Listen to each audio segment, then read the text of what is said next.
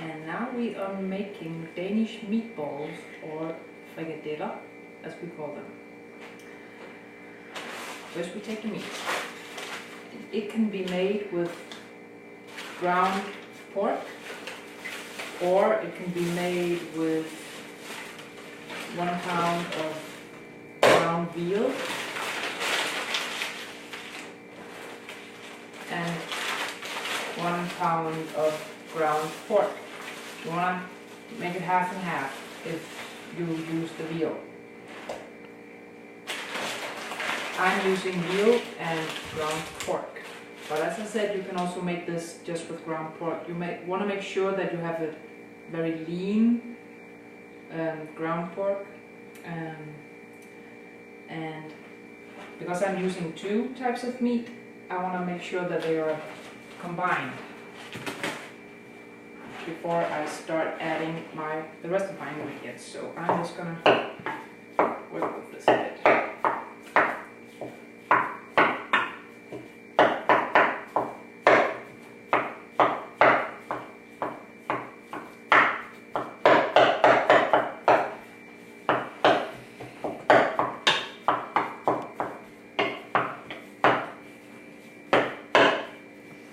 And these are traditionally served with,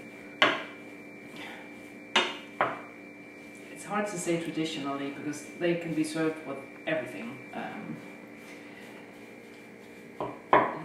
I'm going to serve these with brown gravy that I'm making in the pan where I fried them, and with boiled potatoes and a cucumber salad and red cabbage. You can also serve them with stewed green cabbage, or you can serve them with a white sauce with parsley in it and boiled potatoes. Or you can take some of your leftover frikadeller and make a burger with them, which is one of my favorite ways of using them. So I've combined it now. So I want to add some finely chopped onions. Some people don't like bits of onion in the meatball, so they grate the onion very finely, so it's more of like a mash of raw onion. That's going to make you cry, but that's your choice. So I'm adding about finely chopped onion, 2 eggs,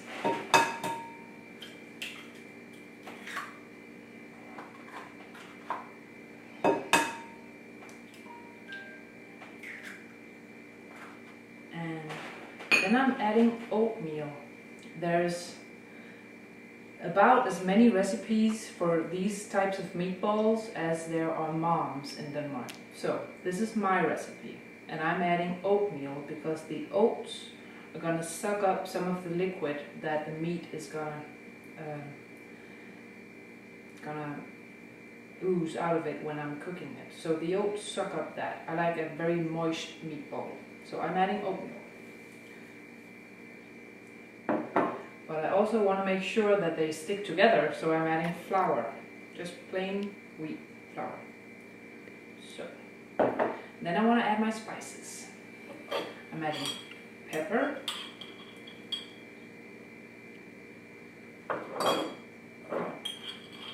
salt, and again, as I said, there's many recipes for this, and in my recipe I add ground nutmeg. If you are really going to freestyle, you can add almost anything. And then I'm going to combine this.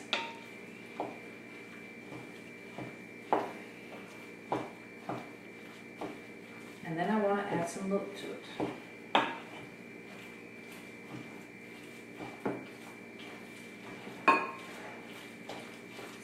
It can take some time, that's why you want to have the meat smashed up a bit before you add all your dry ingredients. That's going to make it easier to stir.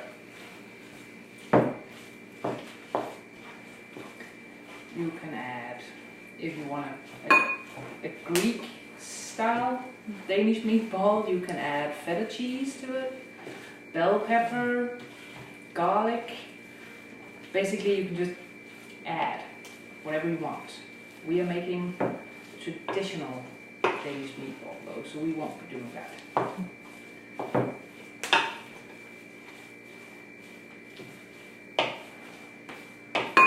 So I've combined all my meat and ingredients. So now I'm taking some milk. I would say about half a cup. You want to be careful stirring it out. We don't want milk and bits of meat all over your kitchen. So.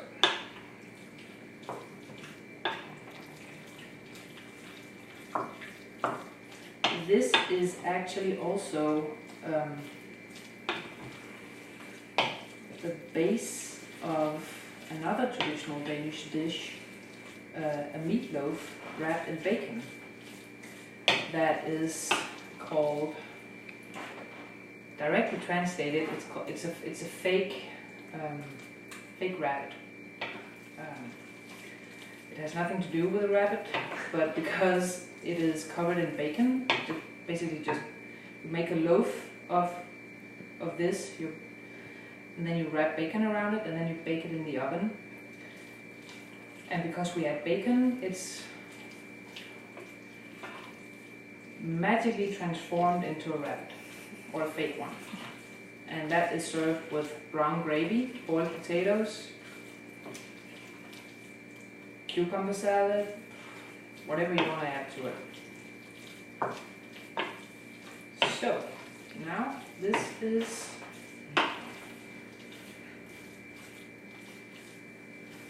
good, I think, yes. You want to have, I'm just going to call this a dough. You want a dough that is firm, but still not too firm. You don't want to, I think maybe I'm just going to add a tad more milk.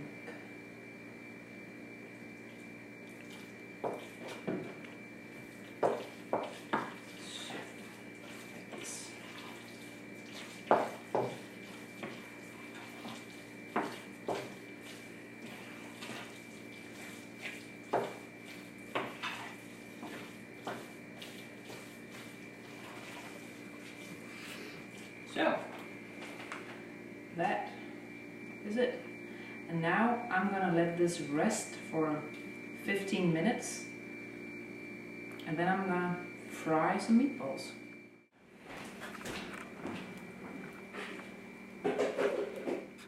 So, now we are frying our meatballs. I'm taking a spoon, making sure that I have a jar with water in it, just plain cold water. And I take a spoonful. Then I shape it in my hand using the spoon as a tool. Then I add it to the pan, dipping again, and this is where you have to move quickly, because you want them to be done at the same time.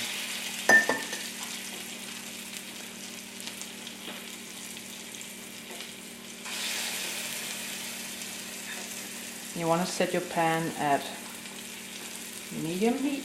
You don't want them to brown too quickly.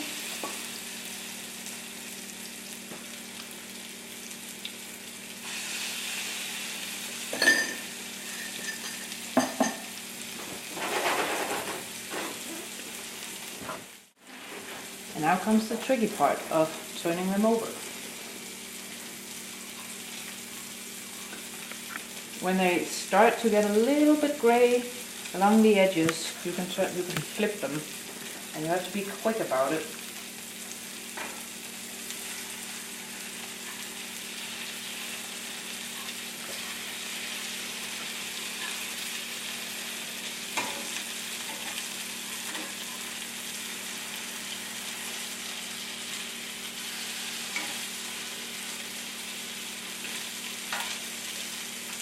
Then you turn it at a medium heat and just let them sit. And you have to flip them a couple of times.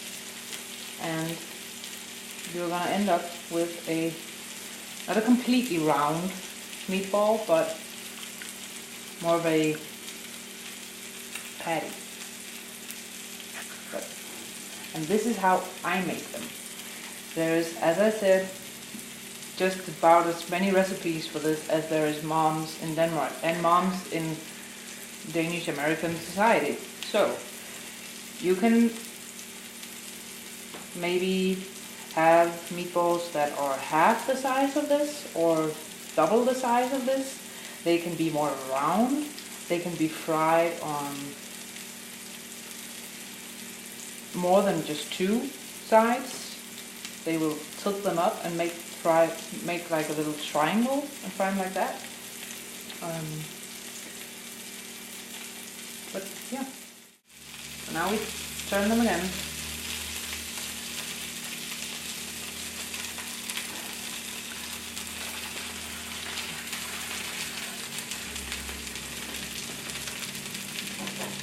So when these are done, you take them off the pan, and then you have the pan, and you want some of this for your brown gravy, so you add a bit of water and just get some of the brown bits off. That's what's going to give the taste to the gravy. And every time this is a rather small pan and the mixture was quite big for the meatballs. So every time before adding new meatballs to the pan, I want to do this because then I'm going to end up with a whole of this water that has been sitting in the pan. So I have this here. This is from all the recent pans from frying the meatballs. Just add a bit of water to the pan, get some of the brown good stuff scraped off the bottom of the pan, and then add it to a casserole. And then you can start making your gravy. This is a couple of spoonfuls of flour and some milk, and I'm shaking it together. And this is to make my gravy go thick. So I want to have this boiling. And I add a tiny amount of this. And I whisk. I don't want to have a lumpy gravy.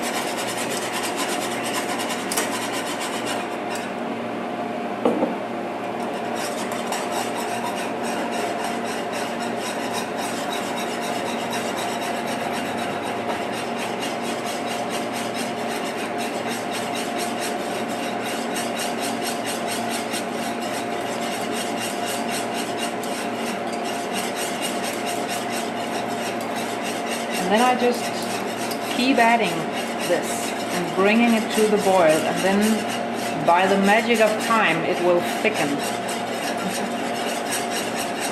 This may take some time.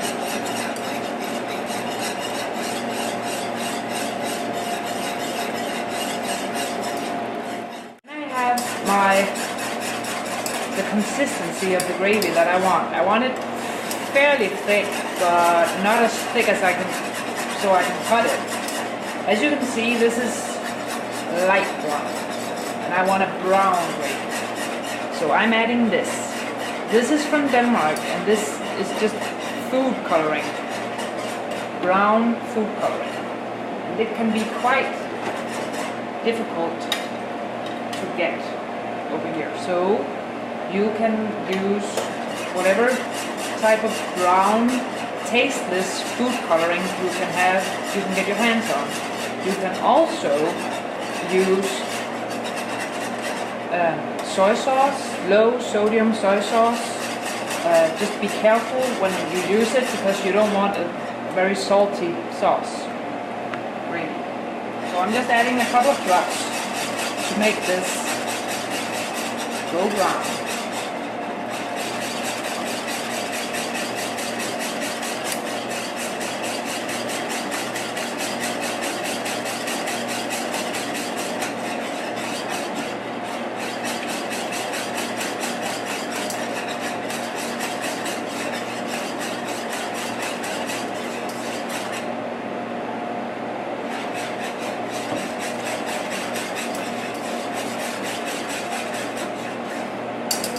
So, we are ready to plate. So we take our meatballs and add them to our plate. We have on here plain boiled potatoes, the meatballs we made. And then we want to add our cucumber salad.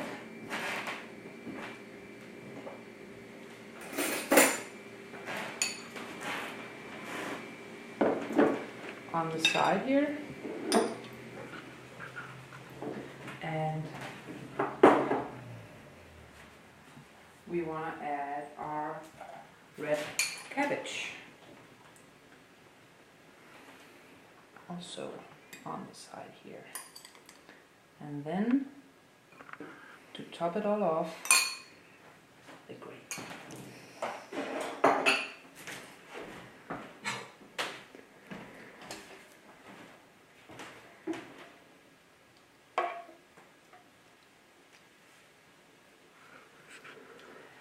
It's gonna have little lumps of meat, onion in it, because we are using